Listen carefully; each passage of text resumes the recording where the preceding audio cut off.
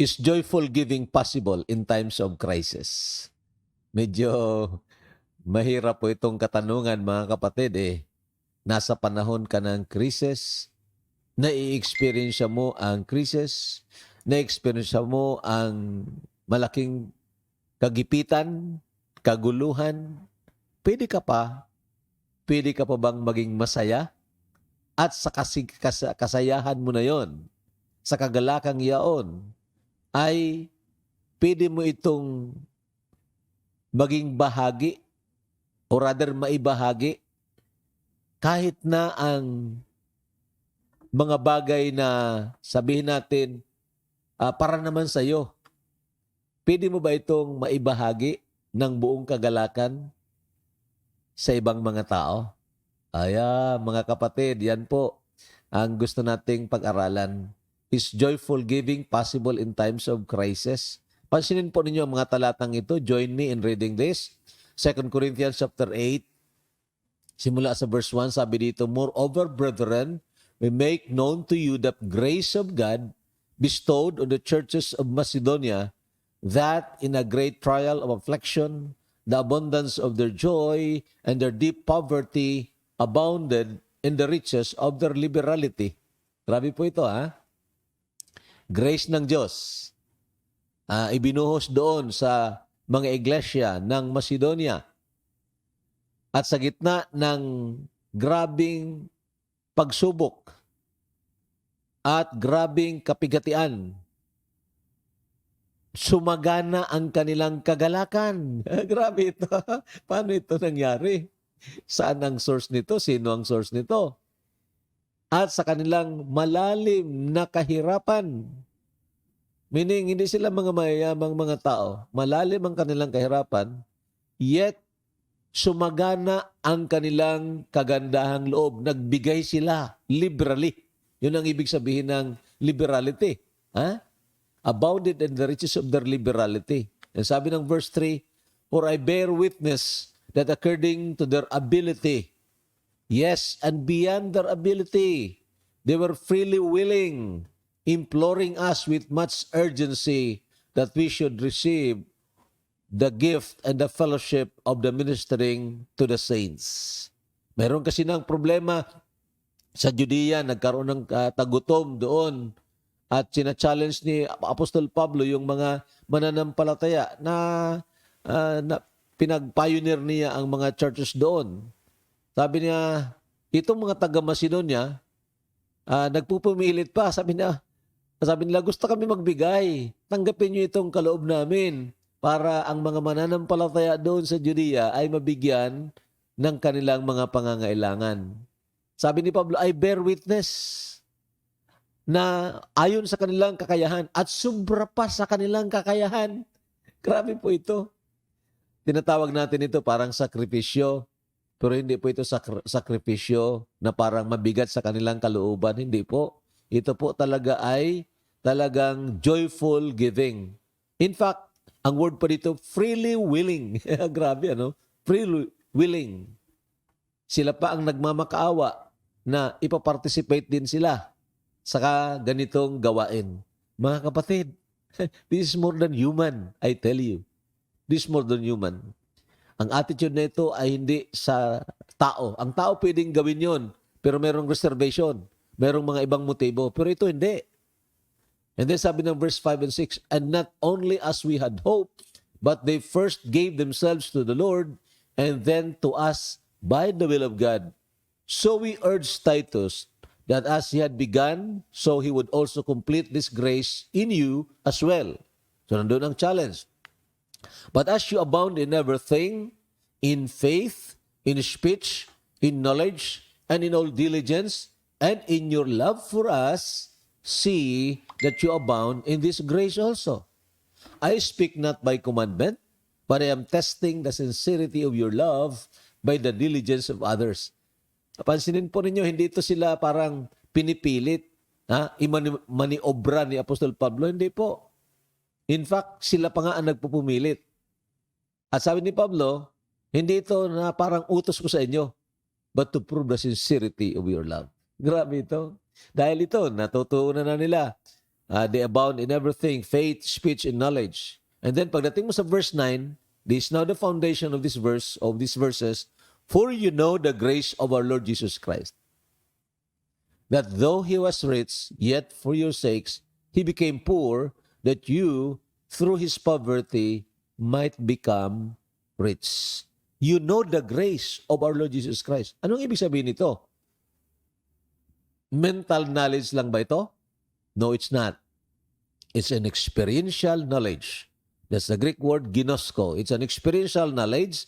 Ibig sabihin, hindi lang nila alam ito by theory, na experience po nila ang biyaya ng Panginoon sa kaloob-looban ng kanilang kaluluwa.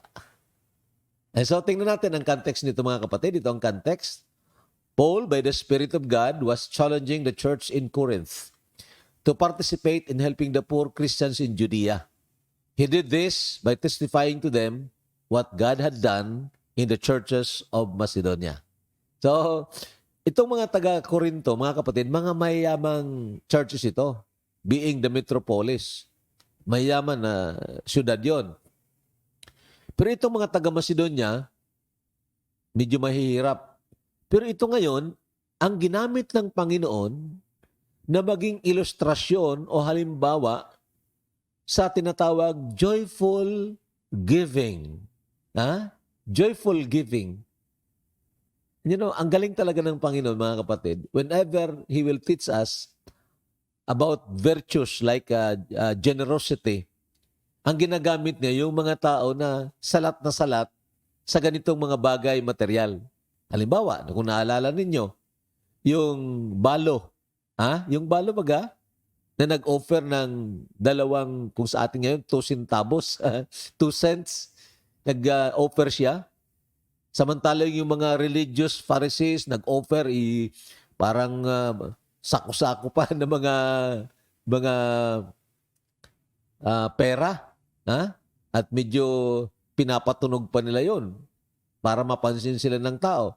Pero yung dalawang coins ng babae, ng balo, ginamit yun ng Panginoon. Sabi na mas marami pang ibinigay ng balong ito kaysa doon sa nagbigay. Grabe. At ito ngayon, ginagamit din ng Panginoon. Ang mga mahihirap na Christian sa Judea, rather sa Macedonia, ang naging challenge na example ni Pablo sa mga taga-Corinto. At sabi pa dito, ang relevance ng challenge, kasi dapat makita natin ito, hindi lang ito para sa mga Corinthian churches, but also a challenge to all of us who trust in the Lord. Meaning, sa ating kalagayan ngayon, ay pwede rin mangyari ang bagay na ito, mga kapatid. At dapat na nangyayari ang bagay na ito. Okay. So the challenge is be joyfully generous. Therefore, as you abound in everything, in faith, in utterance, and knowledge, and in all diligence, and in your love to us, see that you abound in this grace also, the grace of generosity. Now, saan po galing ang kagalakang ito? Kasi, kung titingnan po natin ang talatang ito, sa verse 2 ng binasa natin, nasa gitna sila ng grabing kapighatian, great trial of affliction. So saan galing ito? Hindi po sa buhay na napakasaya nila. Hindi. Sinusubok nga sila. Their deep poverty. Hindi ito galing sa dahil mayamang-mayaman sila kaya tuwang-tuwa sila na nagbibigay. Hindi po. Salat na salat nga sila sa material na bagay. They are in deep poverty. And yet, sumagana sila sa joyful giving.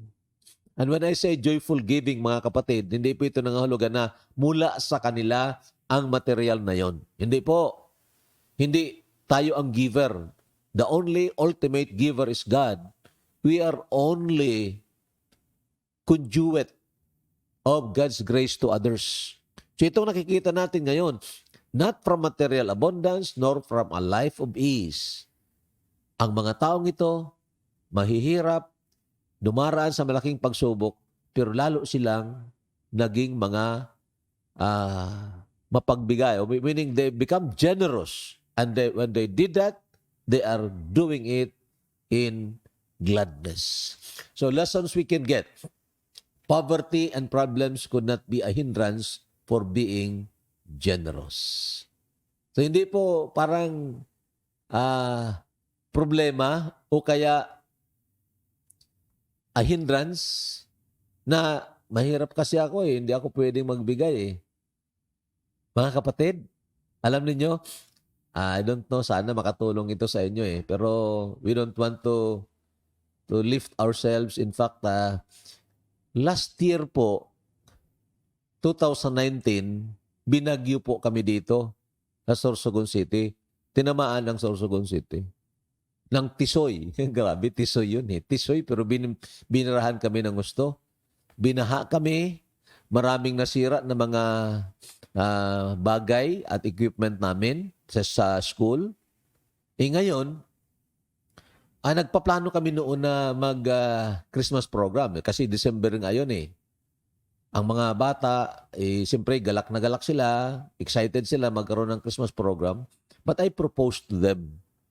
I proposed to the parents, ano kaya, sa halip na mag-Christmas program tayo, ipunin natin itong magagastos natin, magbigay na lang tayo doon sa masyadong nasalanta ng bagyo. At alam po ninyo, pumayag sila na buong kagalakan. Grabe po yun. Buong kagalakan. Sumama na rin ang mga kapatiran sa First Fundamental Baptist Church. At pumunta kami doon sa Bacon. That is another town noon na nag-merge sa city. Nakapagbigay kami ng more than 300 packages doon. May mga kasama mga used clothing at mga pagkain. May bigas. Sabi ko, grabe yun. I were able to preach the gospel. Pero hindi nyo nakita yun sa Facebook. Bakit? Ang instruction ko sa mga tao, wag na wag kayong maglagay sa Facebook. We are not advertising this. We are not. And we should not. We are doing this in honor of the Lord. Now, hindi naman ako nagsasabi na masama i-advertise ang ganon. Pero baka naman mapagkamalan tayo na humihingi tayo ng suporta, kaya gumagawa tayo ng ganito. Hindi po. That is only because God has given us the grace that in spite of crisis, we are so joyful to give to others. At ito mga kapatid, nakita rin natin sa ibang mga kapatiran. Ngayong taon, dumaan naman sa Baguio ang Bicol Region. Grabe no? Dumaan sa Baguio ang Bicol Region. 3 bagyo, sunod-sunod. Quinta, Rolly, Super Typhoon yung si Rolly, at saka Ulysses. Isang linggo, isang bagyo, isang linggo naman ng bagyo, 3 linggo, 3 bagyo. Grabe po yun mga kapatid. Pero nakita ko rin dito, in some degree, ang paghipo ng Panginoon sa mga kapatiran sa iba't ibang lugar. In fact, sa buong Pilipinas, of course, at siyempre pati na yung sa ibang bansa. Grabe. That is how the Lord works in His body. In fact, unprecedented ito. Ibig sabihin, parang milagro nga ito. I'm saying this, for the glory of the Lord. Ang Association of Fundamental Baptist Churches of the Philippines, Incorporated, hindi ito sanay. Dati hindi ito sanay sa pagbibigay ng material na bagay kasi wala naman talagang ibibigay. Wala naman talaga. Ang ABCP is not supported ng kung sinong mga association yan except from the love gifts of the churches. Na kung minsan nga, kukunti ang mga nagbibigay doon. And yet, ngayong taong ito, mga kapatid, according to the report ng ating treasurer ng ABCP, ang inyong abang lingkod, secretary dito, so, bali, almost 1 million pesos ang nagbigay o ang naibigay ng mga kapatiran all over the Philippines lang. Grabe mga kapatid. So, tayo po ay pupuri sa Panginoon. At yun nga, nabahaginan at mababahaginan din siguro ang mga Bicol churches natin dito na sinalanta ng bagyo. In times of crisis po yan, mga kapatid. Dahil lahat naman dumaan sa bagyo. Oo nga eh. Di ba? Oh, so kahit ng mga Bicolano dito ay talagang nasiyahan din. Hindi lang na nakatanggap pero nagbigay din sila. At ito ay we give God the glory. So God's grace is more seen and savored when troubles are at its peak. Totoo po yan, mga kapatid. Kung nasa highest point itong kapighatian, itong kasalatan ng material na bagay, pero ikaw pa rin ay willing ka sa biyaya ng Panginoon mag-share sa ibang mas nangangailangan, doon nakikita ang biyaya ng Panginoon. So ito ang mga taga-Macedonia.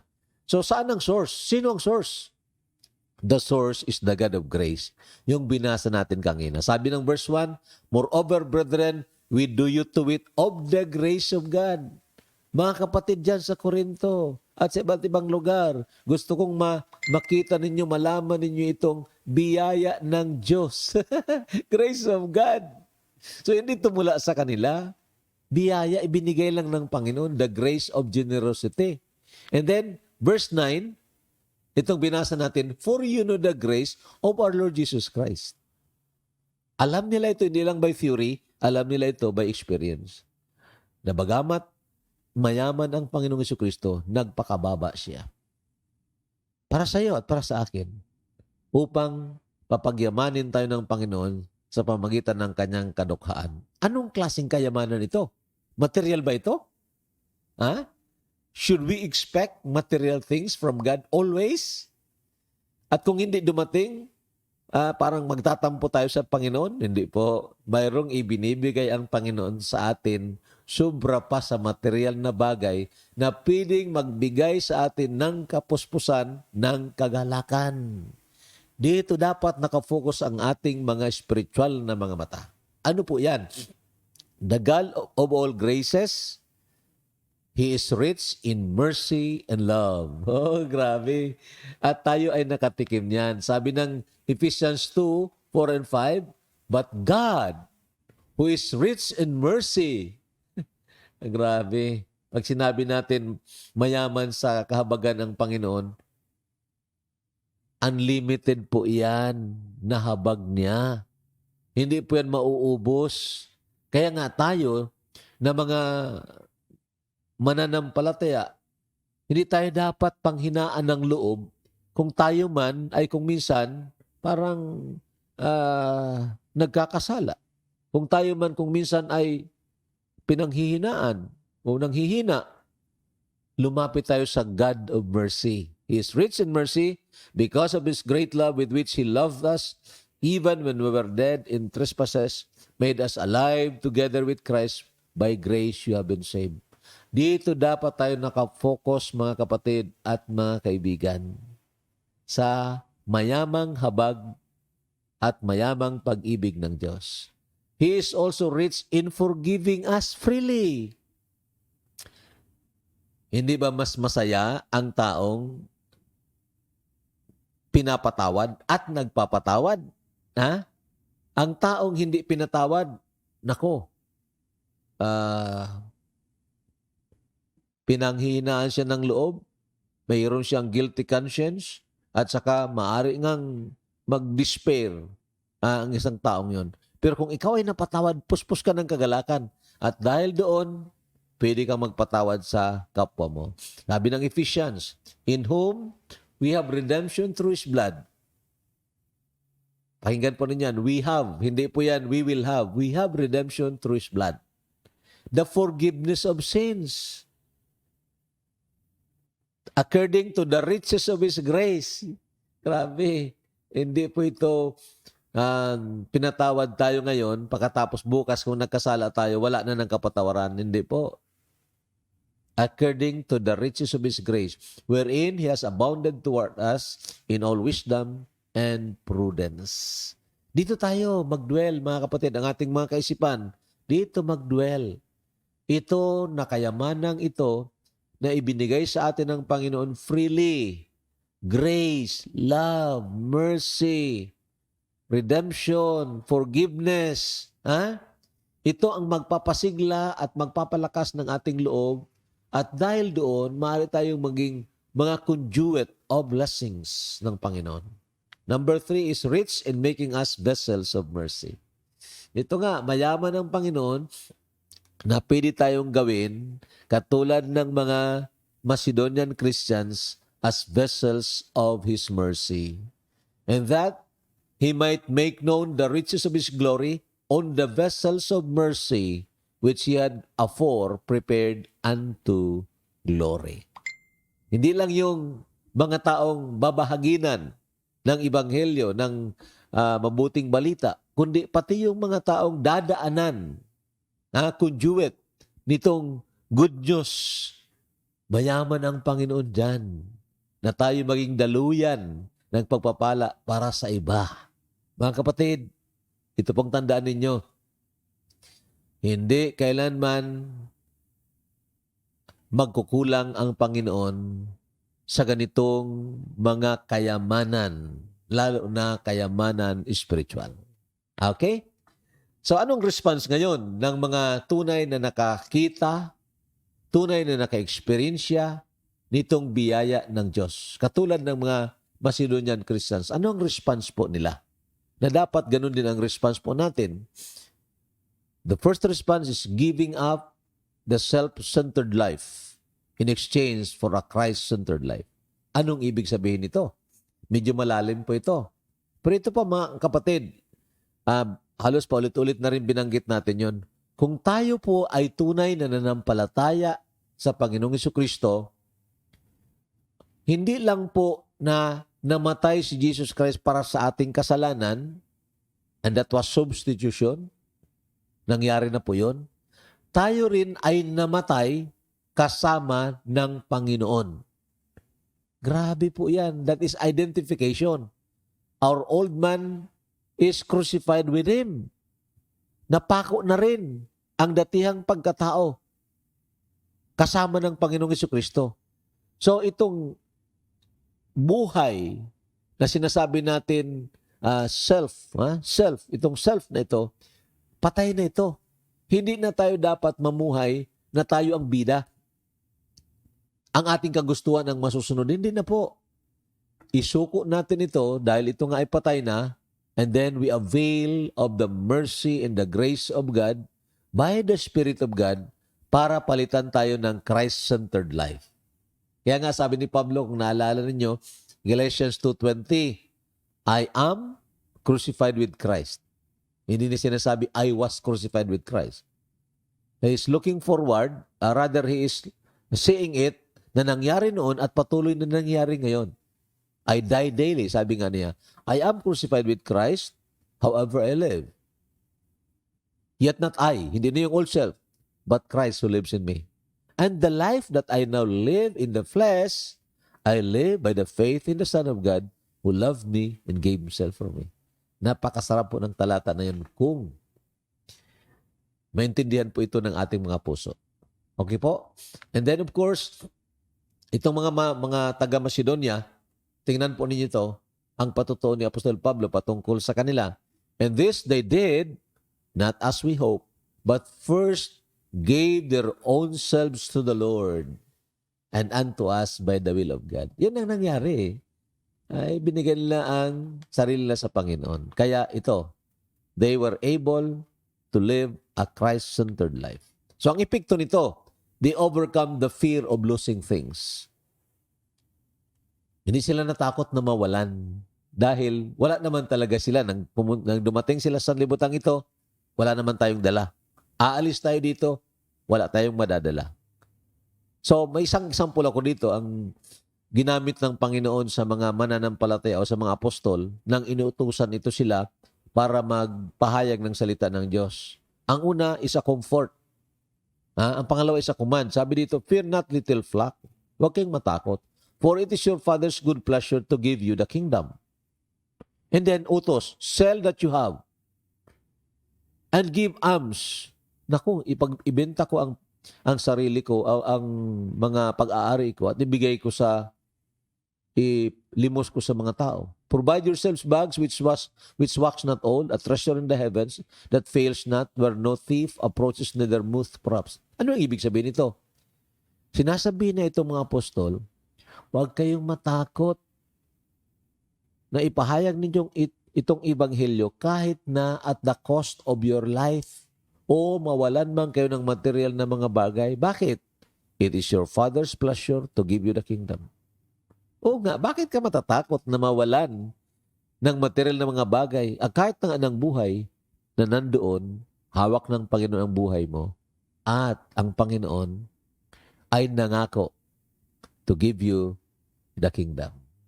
So fear of losing things. At mga kapatid, maganda kung ito ay na-experience po natin. Naalala ko noon na 2018 ata, 2017, hindi ko na masyado maalala. Pero nawalan kami ng gamit na mahalaga sa amin dahil ginagamit ng anak ko yun sa kanyang trabaho. Yung yung Apple laptop niya.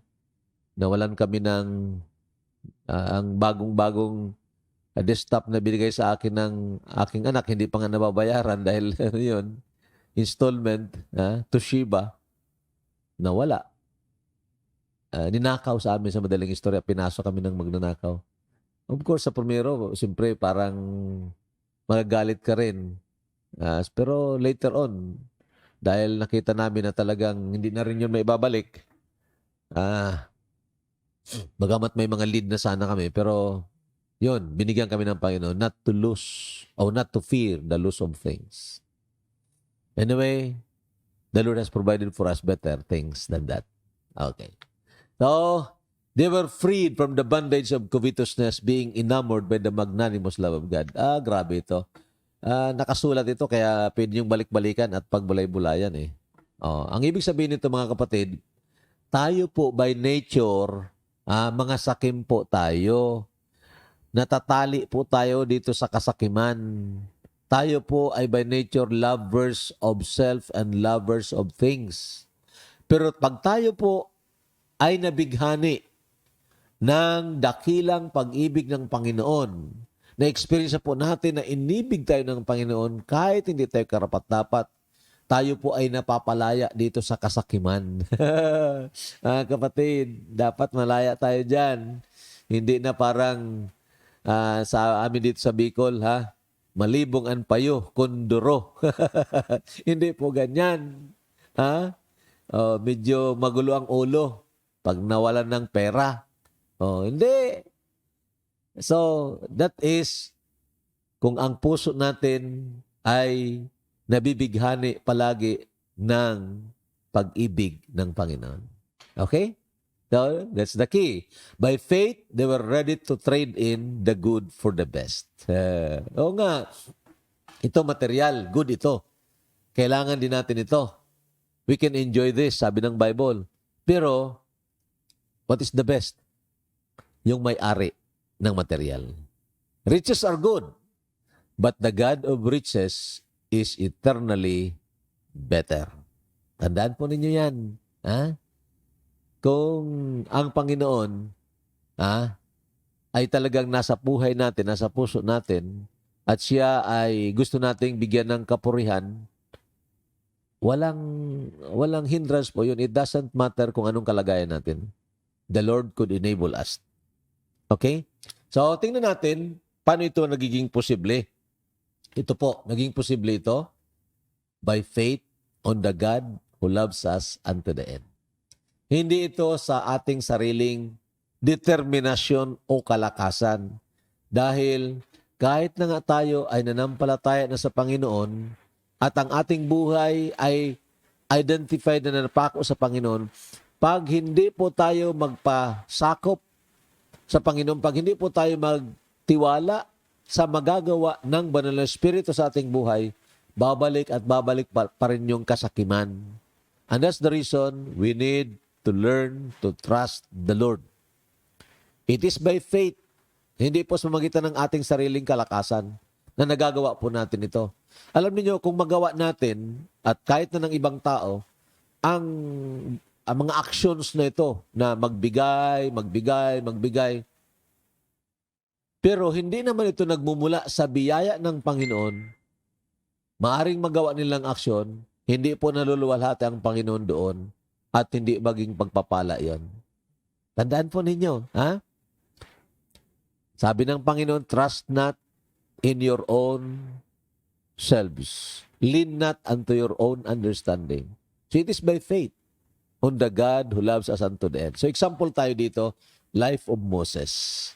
Ang life ni Moses, ito ang example. By faith, Moses, when he was come to years, refused to be called the son of Pharaoh's daughter, choosing rather to suffer affliction with the people of God than to enjoy the pleasures of sin for a season. Hebrews 11:24 and 25. So, alam niyo yung istorya patungkol kay Moses. Ha? Lumaki siya, na bagamat hindi na naman siya tunay na anak ng kapatid ng paraon, lumaki siya doon sa palasyo, sa karangyaan.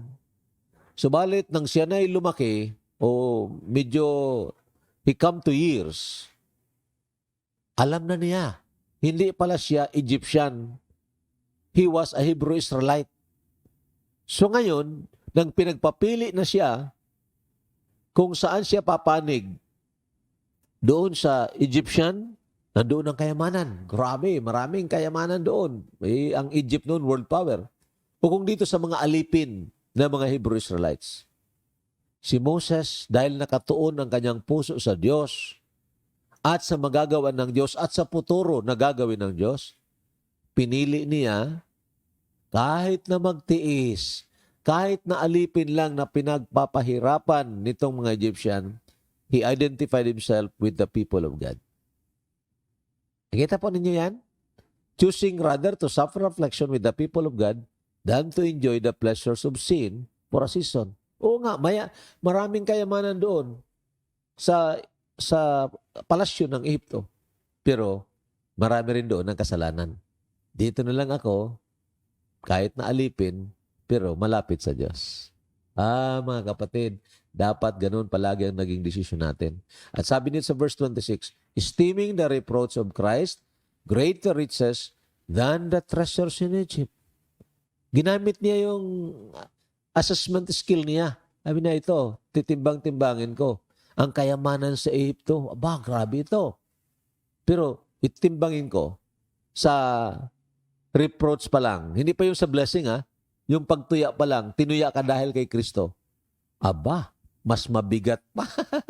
Mas mabigat pa. Ang kayamanan, or rather ang reproach, dahil kay Kristo, kaysa kayamanan ng Egypto. Yun, ang tingin niya doon, ang focus niya doon sa eternal value, mga kapatid. Sa mga lasting values. At ito rin dapat tayo. Okay? And of course, the last example is the example of Christ. Wala nang hihigit pa. Ito sana ang maging pamantayan or model ng ating buhay. Hindi lang sa panahon ng ganitong tinatawag Christmas season. Kasi kung minsan, nadadala tayo ng mga tawag dito, mga panawagan ng media. Panawagan ng media na magbigay. Ito. Hindi lang ganun. At of course, kung minsan, ang akala natin, ang panahon lang ng pagbibigay, pag-express ng nasa loob, ay itong panahon ng Christmas. No, it's not. Every day must be a day of sharing our lives and things for others. So, ito ang buhay ng Panginoon. You know the grace of our Lord Jesus Christ, that though He was rich, yet for your sakes, He became poor. Doon tayo mag-focus. Hindi natin kayang itong unawain, mga kapatid, na ang Diyos na mayaman sa lahat, magpakadukha siya. Nang isilang siya sa sanlibutan ito, wala nga ng lampin, walang matutulugan, kundi iyong stable, walang midwife, yung mga baka lang doon ang siguro nagpa-ere sa mama niya. Doon sa sabsabat. Nang siya ay mamuhay sa sanlibutan ito, For about 33 years, anong sabi niya? Sabi niya, ang mga ibon, meron sila ng mga pugad na mapagpapahingahan nila. Ang mga foxes, mga wild dogs, meron sila ng butas na pwede nilang mapagkanlungan. But the Son of Man, ang anak ng tao, wala nga kahit unan. Kuminsan natutulog lang siya sa bangka. Natutulog siya sa puno ng kahoy. Ang grabe. Yes, he lives in poverty, though he was rich. And then of course, nang siya'y mamatay, wala nga siya ng libingan, hiniraman pa ang kanyang libingan. Mga kapatid, this is the life of Christ. He lives simply and yet give lavishly.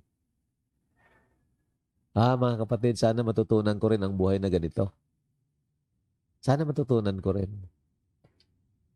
Dumaan kami sa grabing kahirapan, pero salamat sa Panginoon, He has seen us through. And if the Lord will bless us, He wanted to share to others and to the gospel of Christ. So, mga kapatid, maraming salamat. Ganito talaga ang dapat na buhay natin. So, pagpalain nawa ng Panginoon ang kanyang mga salita. Tulungan tayo. Maraming salamat po.